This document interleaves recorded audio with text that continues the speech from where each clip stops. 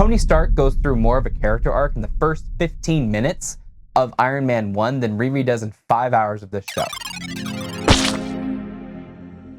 It is not a secret that Marvel has had problems in the last couple years, and the House of Mouse is not happy with the studio, considering all the stories that have come out with that Wall Street Journal and some other stuff. And of course, their box office returns, which are lackluster at best, considering the Thunderbolts did not break even $400 million, which was lackluster to say the least. And now with DC Studios creating their own universe, with the jumpstart of Superman over this last weekend, Marvel has some really important decisions to make in the next couple months. And then they dropped Ironheart.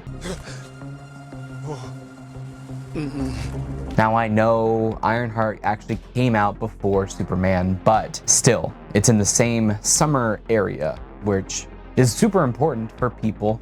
Super important. It's very important for people, especially because the kids are out. But I am not seeing any excitement about this show. I'm not seeing any enjoyment about this show, really. And it's really just flown under the radar and at least off my wall on social media. So I was really curious going in, what happened to this show since it started production, I believe in 2021, has been sitting on the shelf for a good 2 years at the very least. Wow, maybe 3. Shoot. So how is the show? How are the characters? What has Riri been up to since Wakanda Forever, if you even remember that movie? Well, yeah. Let's dive into Ironheart.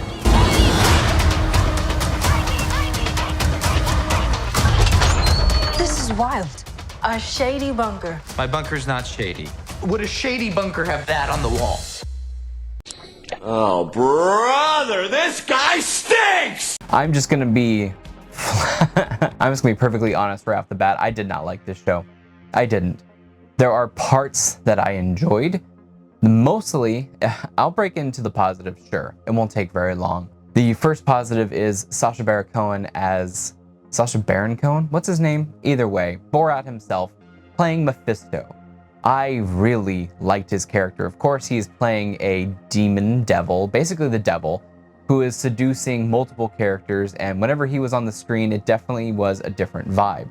I really liked that direction. I really liked that statement of him being seductive more than powerful, and him being called Dormammu and thinking about the Dark Dimension really was funny, because that is the dimension that we know so far in the MCU. It is the Dark Dimension, Dormammu, and crap, what's her name, who is the sorceress? I really don't remember any of their names, but I really liked her too. I liked her. She was quirky, but she was smart, and she honestly is a good actress. I want to see her in something else. I want to see her in maybe a Strange Academy type of thing with multiple wizards or something, which may be on the docket for them in the future. That might be what they're setting up with this character too, is a Strange Academy. So it makes total sense that a Marvel viewer would be like, oh, Dark Dimension, Dormammu, that's just like from this movie that came out 10 years ago. Holy crap, 10 years ago. And so when he laughs in her face and Riri's face thinking of Dormammu, he's like, Dormammu, what the fudge? I'm not Dormammu. It's because he's from hell. He's devil, basically. And yeah, finally we have Mephisto, because they didn't know who Mephisto was for WandaVision. That would have been awesome, but no. No. We have a strange connection between him and Ironheart in this show, and it's a really weird decision. I mean, maybe it's because they didn't want another tech on tech, which we already do, because of Zeke staying. It is technically tech on tech, lots of tech in a sentence, but we have now magic. Magic versus tech. And is that even interesting? I guess. But then her, oh, man, I'm not gonna go into negatives yet, but yeah, let's just say I liked the magic stuff. I liked Sacha Baron Cohen, and also the Hood.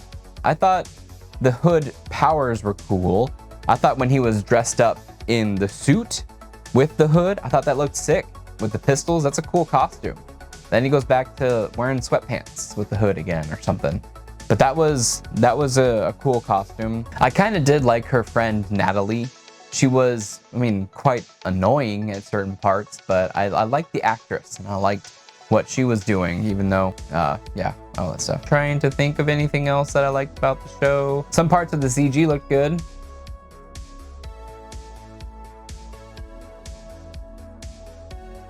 That's about it. Let's get into the negatives. The whole story, the whole character of Riri, I did not like. Is she supposed to be a hero? Are we supposed to ever root for her? Are we supposed to ever like her? What the hell is this show? She is a villain through and through. No one should ever trust her. No one should ever take her word for anything. She hasn't proven herself anything good. She hasn't proven herself at all doing anything. She wastes 4 years on a grant. She runs out of money. She steals a suit that technically doesn't belong to her. I mean, you're gonna have to tell me about the laws and rules with grant money, and do you just get to do whatever you want with it, or do you have to actually produce something when you have a grant money? No idea. No idea. She just comes off as a know-it-all, and not even a know-it-all who is ingenious. Like, what would Tony Stark be without his billions of dollars? Maybe she never met him. I'm thinking I really am trying to be devil's advocate here and say it's because she doesn't know him personally. She doesn't know of him. And I mean, maybe she should have talked to them at Wakanda. Maybe they would know something or two about Tony. But I mean, look at Iron Man 3. I know everyone's quoting Iron Man 1. Tony Stark was able to build this in a cave with a box of scraps. So we see her in a junkyard building some stuff with a box of scraps, or using her car, her stepdad's car, for the final suit. But what we see in Iron Man 3. You can take away my house, all my tricks and toys. One thing you can't take away, I am Iron Man. Now, Iron Man 3, he uses stuff from an Ace Hardware store. Now, for sure, he may have a credit card still that has no limit. The sky is the freaking limit with that credit card at Ace Hardware. But he didn't really buy things that were expensive, insane. He bought things that were normal household items and then used them to infiltrate a freaking bad guy's lair and get Trevor, aka Mandarin. So we see Iron Man 3 is supposed to be who is Tony Stark without the suit. That's why you have Iron Man 3. He's not in the suit a lot. That's it. He is Iron Man. Now this show says Tony Stark is nobody without his billions of dollars, which I firmly disagree. He has a lot more than just that. Of course, the billions of dollars help, but she's able to make a fully functioning suit from a Challenger or whatever type of car it is. A Charger, I have no idea, I forgot. So sure, she has the same, she's able to make a suit that we've had before. Smart, ingenious part was supposed to be that she created this AI, right? But the AI she created, she did it while she was asleep, and it kind of did itself by brain scanning her. So yeah, tell me if you think she's a genius at all from that. And then untrustworthiness. She lies multiple times. She steals things. She then gets in league with a bunch of people who are just stealing things because of her own ego. And she, uses Zeke's technology, promises that she'll bring it back, and then fails to do so. So then he's put in prison, doesn't come forward, nothing noble, nothing heroic. The only reason she's fighting against Hood and trying to be going against him is because she's afraid that she's going to get her family killed, because Natalie and her stepdad were already killed, which, by the way, they were killed by a drive-by in Chicago. Great job, writing team. Love it. I am so tired, man. Like, once again, if you're writing a story and you want to bring up someone's traumatic past, what's even better, and I'll give it some stuff right here. I'll give it some stuff. What's even better is if you make something that she could not fix. It's almost like with Superman and Jonathan Kent, with all the powers that Superman has. Jonathan in this version dies from a heart attack. There is nothing he can do about it. There's nothing. He can see with X-ray vision. He can maybe tap him to try to make his heart come back, but he dies of something that he cannot help. So what if she dies, or her stepdad dies, or somebody passes away, and maybe she could have made something. Maybe she's in the tech to create tech, to save people from this illness, to save this people from whatever.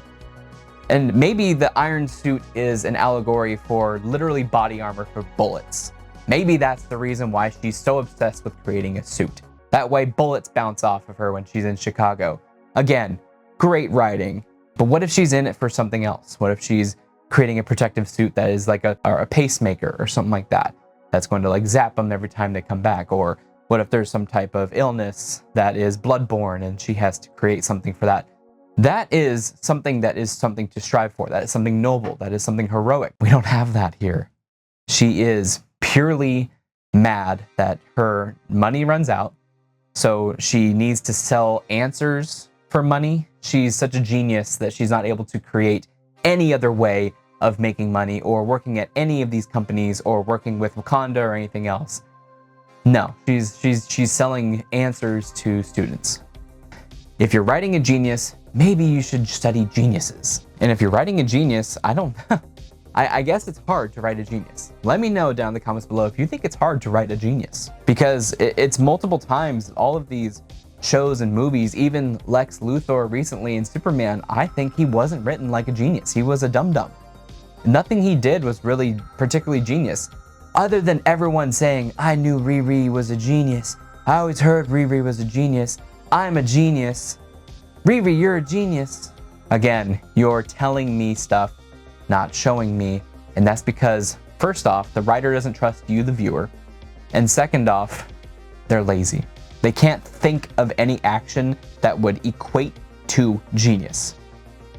God, this should have stayed on the shelf. This should have stayed on the shelf, 100%. I cannot believe that this show came out. They should have shelved it just like Batgirl. They should have just eaten that $250 million. Maybe it's because Ryan Coogler was attached, and I bet they were advertising the shit out of this Wakanda animated show, trying to make you forget that this show even exists. They're like, hey, please stick around because this Wakanda show is going to be showing up anytime soon, and it's animated. It's way better than this, trust me. Is it linked to the MCU? What? Shut up. But this was a waste. This really was a waste of time, effort, money, and I don't like any of the other characters. I really don't. I mean, her mom's cool, I guess. Her mom's trying her best, but I don't like Riri. I don't like the clan of hood bad people. The fight scenes are egregious. The fight scene inside the White Castle is laughable. It's terrible. Good Lord, man. This should have stayed on the shelf. This should have stayed on the shelf. And by the way, you have 5 hours with Riri. 5 hours of character with almost zero development. You didn't have her go from making a mistake and then changing over because she thought she was making a mistake. She didn't give a shit about stealing from the stuff. She doesn't care. That's not in her morals. Her morals are, I need to protect my family because my family can't die because this guy's coming after him. That is her one and only motivation at the second half of the show. She doesn't care about Zeke. She doesn't care about anything else. That's it. And the only reason she's mad at or wants Zeke to like her is because she doesn't want to be unlikable. That's it. I don't know what else to bring up about this show. I guess the part with Sacha Baron Cohen's cool. I don't know where that's going to lead, if it's going to have anything into anything. And now Riri at the end sold her soul to bring back Natalie in the flesh, by the way. Where does that leave her? Where's that? What does she do? She has to now fight Mephisto? Okay, but God, man, what a waste. What a waste of talented actors. What a waste of all that money. And for what? Ego. That's just this entire show is about, is ego. That's it. That's it. Ego on the creators to put it out. Ego on the writer to think that this is good, or that this is what a genius is, or a technologist, or a philanthropist of any type. This is ego on everybody at Marvel. This was made and greenlit in the time where their ego was so bloated, and now they're fighting for scraps.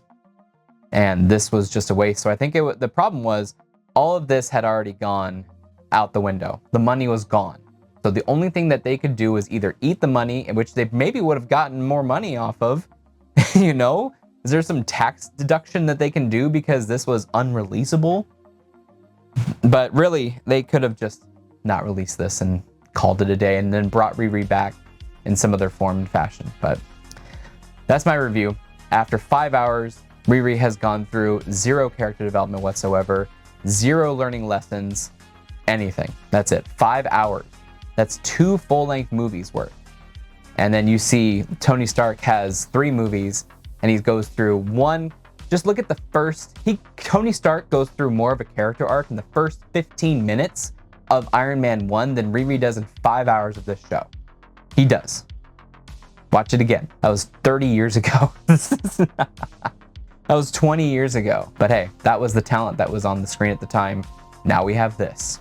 So, Fantastic Four, you have a big job to do. You are basically single-handedly having to save the entire MCU, because I fear for the MCU. I fear for comic book movies. They're too bloated, too big, too expensive, and also all the normies are staying home. So that's basically it. And well, by the way, while they're staying home, they're not watching Disney Plus, I'll tell you that. So that is my review for Ironheart. Did I miss anything? Let me know down in the comments below your thoughts of the show. Did you like it? Did you not like it? Let's have a discussion. Let's keep it fun. I roasted, I guess. And if you liked the video, feel free to subscribe. Also, feel free to smash the like button. Really does help out the channel get pushed out to new people. Thank you so much for watching, and have a great day.